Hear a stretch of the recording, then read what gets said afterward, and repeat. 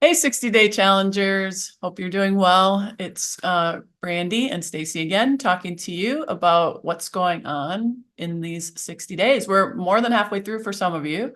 Yep. And I know that at some points you may come in and get your scan, or you may be weighing yourself at home and you feel that you might be getting stuck. Either you went backwards, you haven't lost as much as you want to, or if you're doing great and continuing to lose fat and feel well, I mean, keep that up. Some of you are probably going through some of the things where you're like, ugh, can I really get through these 60 days? Or is this really worth it? Well, absolutely it is. And we'll talk about why. And we'll also talk about if you're getting stuck, there are other parameters that we need to look at. Like Brandy is doing a phenomenal job, as we all know, covering exercise, covering, calories, covering, what to eat, discussing protein, discussing exercise in regards to movement and the 10,000 steps and all that. But there is more to weight loss in regards to metabolism as well too. So if you are like me, I mean, I had my first pound of weight of loss to this today, woohoo! And it's been 5 or 6 weeks, and that's frustrating to me, really frustrating. Mhm. So I'm digging more into my hormones. I'm digging more into my gut health. I'm doing some other things that we'll talk about at the end. But we want to shift gears here to also talk about something that's really important and Mhm. impacts your metabolism, also impacts your moods, weight, skin, pretty much you name it. So that's sleep. And I know we hear a lot about sleep, and you're all probably rolling your eyes going, oh God, Here we go. 8 hours again, and blah, blah, blah, blah. We've got a little different angle on it to kind of really help you understand why it's particularly important for weight loss. So I'm going to have Brandy start talking about that, and then I'll add some additional research to that. And go ahead, Brandy, take it away. Yeah. So I think this is one of the biggest things that most people forget is that we need to rest and we need to recover. It is the biggest thing that people overlook, especially in society today. There's this big, proud badge of honor to wear, like, oh, I get away on 5 hours of sleep. Well, actually, you don't, and you have to end up paying that debt. So sleep debt, it can take up to 2 weeks to pay back sleep debt. And that's huge. And that's just if you miss an hour. But think about all the times that you haven't been sleeping and you don't get a good night's rest. That means that you're going to have this sleep debt that is built up and your body can't make it up. Ultimately, sleep is where our body repairs itself and we recover from the daily stresses, whether it's physical stress, emotional stress. It's where we start to integrate any new information that we've learned. So if we're cutting ourselves short on those sleeps, we're not benefiting from anything that we do during the day. Ideally, our sleep schedule should be 10 p.m. to 6 a.m. That would be the optimal 8 hours of sleep that we're in bed. Now, does that mean we're sleeping all 8 hours? More than likely not. But I tell all my clients is like, give your body the best fighting chance and get yourself into bed by 10. If you're not falling asleep till 10 or 10:30, that's totally fine. But give your body the chance to get as much rest as humanly possible. So we want to try to get into bed before midnight, if at all possible, because it allows our body to optimize when our hormones are released. And if we're not getting the amount of hours, we're not getting the optimal release of our hormones at night, like our growth hormones and our recovery hormones. So if we don't get those released and then we wake up in the morning, we haven't fully recovered, our body now senses that as stress. And the more stressed we are, the higher our cortisol levels are going to be during the day. And cortisol is that hormone that says store fat because I'm under stress. So I think one of the biggest things that we could, what was that? I was just going to say cortisol levels are low, like some of the people who are listening, as Mm-hmm. well as myself, the cortisol levels are Yeah. low, it's going to tank it even further. So Yeah. low cortisol and high cortisol both can store fat and contribute to significant stress on the system. Yes.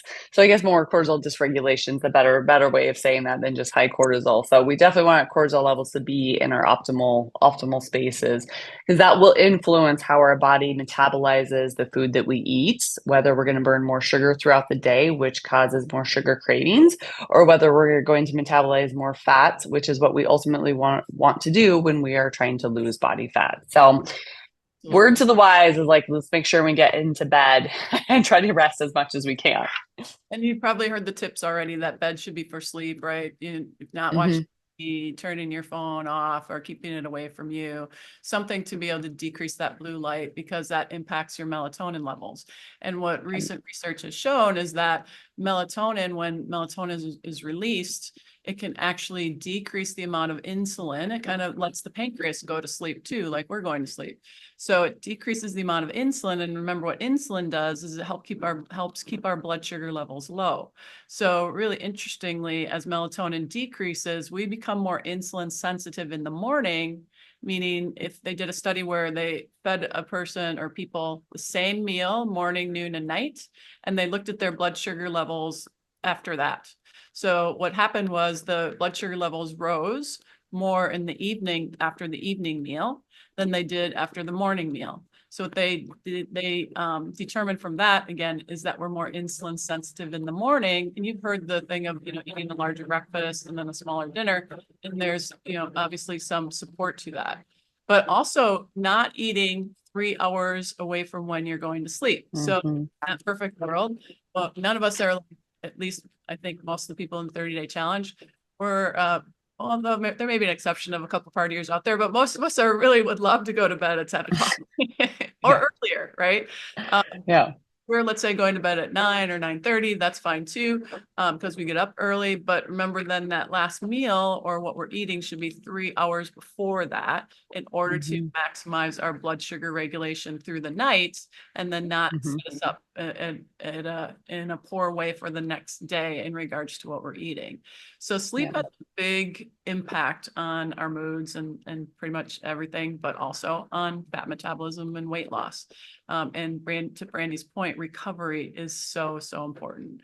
And again, most of us are wanting to sleep. And if you're having trouble sleeping through the night, then we need to see, you can come and talk to us in regards to what we can do to help with that. There are certain supplements you can take, there are tests and stuff.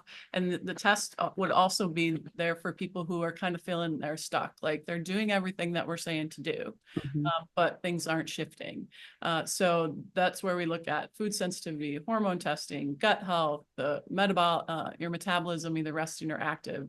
There's so many other factors to where you're at. And I'm digging deep, even personally myself, into that and trying to find the key that unlocks good, healthy metabolism.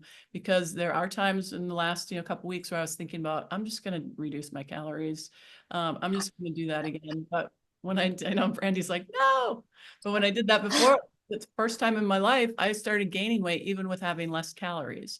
I think it was due to taking like 2 overseas trips within 2 or 3 months of themselves in a very short period of time that I was over there. My circadian rhythm was all screwed up.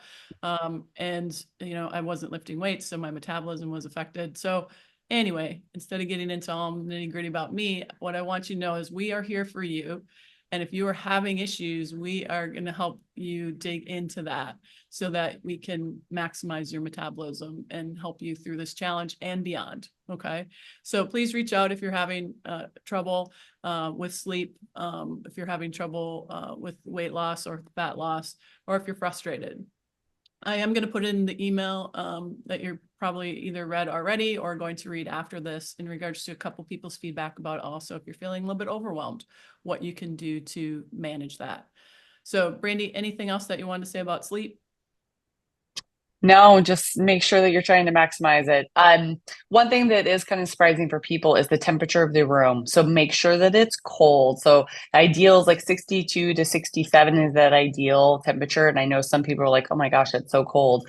But our body really does crave cold and dark. And so if you can wear your eye mask or put earplugs in, dark, cold caves is basically what we want to create when we go to bed. So is that why I want to wear my Uggs at night when I go to bed? So Stacey, I don't know why you wear your Uggs, but go for it. If Uggs keep you warm, then go for it. Awesome. Or blackout curtains too. Those are awesome too. Those are good too. All right, my friends. Thanks, Brandy, as always, for all of your input and support. And good luck to you guys. And please reach out. We're here to help you. Take care. Yep. Talk to you all soon.